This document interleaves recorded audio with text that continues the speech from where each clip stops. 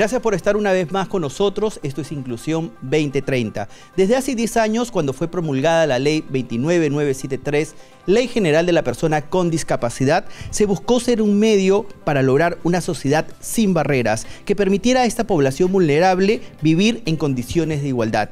Una década después, conversamos con Juan Carlos Rivero, él es director de la Dirección de Políticas e Investigación del CONADIS. Gracias, Juan Carlos, por estar con nosotros. Gracias por la invitación. Cuéntanos en qué consiste esta ley. Bueno, esta ley representa, en primer lugar, la adecuación al modelo social para entender la discapacidad.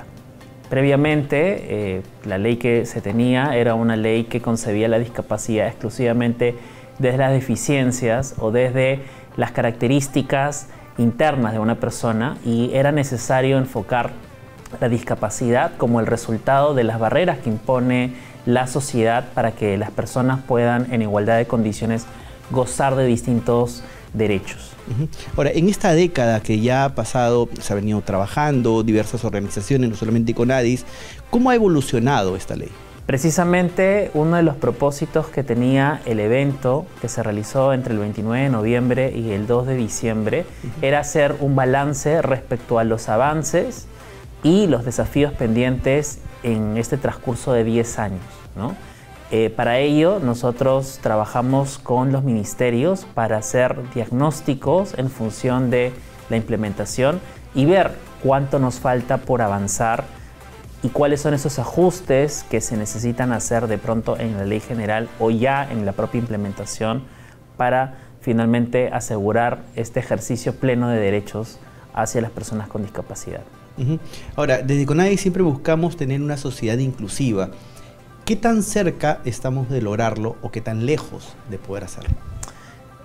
Uno de los resultados que obtuvimos en este evento es que los grandes retos del Estado ahora están en la implementación.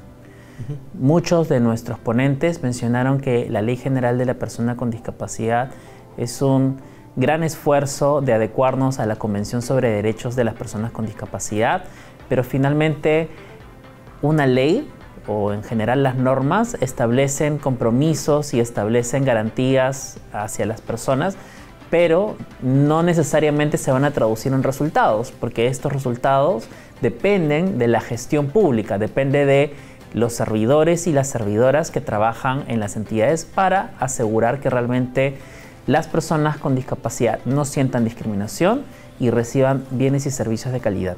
Pero ¿cómo está siendo tomado esto en tanto las instituciones? A veces se habla mucho de quejas por parte de las mismas personas con discapacidad que no son aceptados.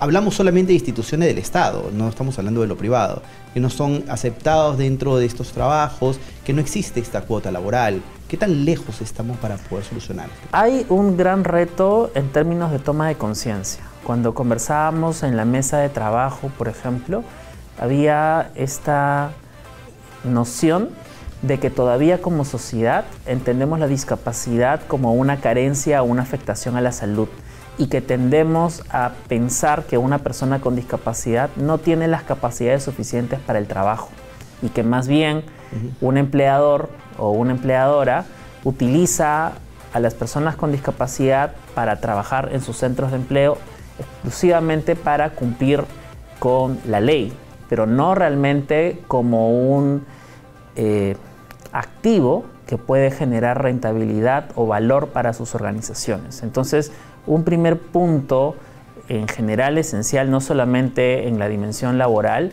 es transformar nuestros pensamientos sobre la discapacidad.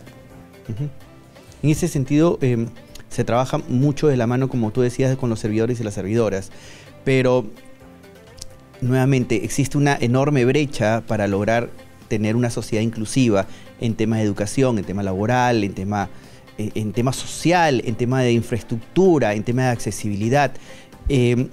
¿Cómo lo toma las entidades del Estado? O sea, ¿cómo se ha logrado hablar con las nuevas autoridades, en este caso los que van a entrar, los gobiernos locales, regionales? Porque muchas de las quejas, además del trabajo, es también la accesibilidad. Lima crece, pero no crece para las personas con discapacidad. Un elemento muy importante también que recogimos del evento fue estos retos que enfrentan las entidades públicas para los recursos que sean necesarios para cerrar las brechas. Por ejemplo, en términos del certificado de discapacidad, no tenemos suficientes médicos certificadores y los centros de salud tampoco tienen a médicos certificadores para garantizar este derecho que tienen las personas. En términos de educación, por ejemplo, también tenemos una ley general que garantiza una educación inclusiva y, sin embargo, menos del 12% de docentes a nivel nacional está capacitado en temas de educación inclusiva. Entonces, en general, lo que tenemos como Estado, si bien es cierto, ya existe una ley general, las entidades adolecen de recursos presupuestales, pero también humanos, para asegurar una entrega efectiva hacia las personas con discapacidad, ¿no? Entonces, diría que así como tenemos un elemento interno de cómo pensamos la discapacidad en general como sociedad, como Estado adolecemos de recursos para asegurar una provisión de bienes y servicios de las personas con discapacidad y también que se vea materializado en las garantías de accesibilidad en el entorno, no solamente físico, sino también comunicacional. Un claro ejemplo de ello es cómo en distintas entidades públicas no se cuenta con intérpretes de lengua de señas. Y esto también es algo que recogimos en el evento, cómo el acceso a la justicia se ve limitado para las personas con una discapacidad auditiva, precisamente porque no se cuenta con un intérprete de lengua de señas para el caso de este grupo poblacional. Ahora, estamos hablando de que siempre se habla, ¿no?, de la enorme brecha que existe para llegar a ser una sociedad inclusiva. Pero lo cierto es que en estos 10 años se ha trabajado y la enorme brecha que se hablaba se ha ido cerrando también. Así es. Creo que un actor importante en este esfuerzo y en el marco de la descentralización han sido los gobiernos regionales y los gobiernos locales. Tenemos gratas experiencias de gobiernos regionales y gobiernos locales que han tenido iniciativas muy importantes para asegurar el cierre de brechas. Por ejemplo, el gobierno regional de Ancash trabajó los temas de formación técnico-productiva en la actividad pesquera para personas con discapacidad en una alianza con Fondepes. También tenemos, por ejemplo, en Pasco, iniciativas de ferias directas para emprendedores con discapacidad y que puedan colocar sus productos en el mercado. O también, por ejemplo, en Amazonas, hubo un importante esfuerzo de asegurar el cierre de brechas de certificado de discapacidad a través de estas movilizaciones itinerantes de médicos certificadores que viajan a esta región desde Lima para hacer estas campañas que puedan garantizar que las personas con discapacidad cuenten con su certificado de discapacidad. Entonces, yo creo que un logro muy importante es ese trabajo articulado que se está haciendo con los gobiernos regionales y con los gobiernos locales. Claro, porque es importante, como tú dices, ¿no?, la articulación, que no piense que solamente con nadie es el que empuja el coche, sino que son todas las instituciones en general, porque el tema de la discapacidad es un tema transversal hacia todos lados. Pero también trabajar de una manera a ciegas también es un poco dificultoso. Es por eso que se ha pedido este censo nacional que sería el próximo año. Ya con una cifra real ya se puede trabajar mucho mejor. Sí, en efecto, el Estado en general adolece de evidencia para la toma de decisiones, ¿no? La información es vital para que podamos construir políticas públicas focalizadas y detectemos cuáles son las mayores vulnerabilidades para que podamos como Estado intervenir de una forma más rápida.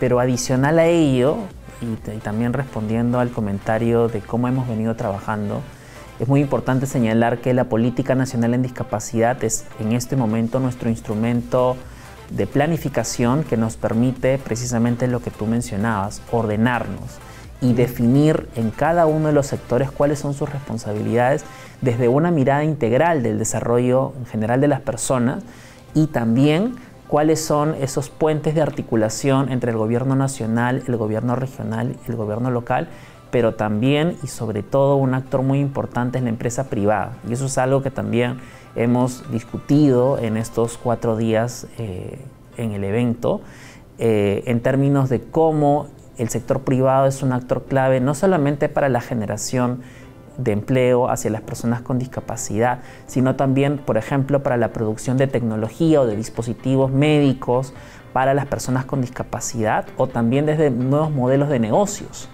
Hemos visto, por ejemplo, empresas privadas que dentro de su modelo de producción las personas con discapacidad pueden participar, crear valor y, en el caso del sector privado, incluso aumentar la rentabilidad de estas empresas. Juan Carlos, para terminar ya, ¿qué nos espera este 2023 en cuanto a CONADIS y en cuanto también a tu dirección?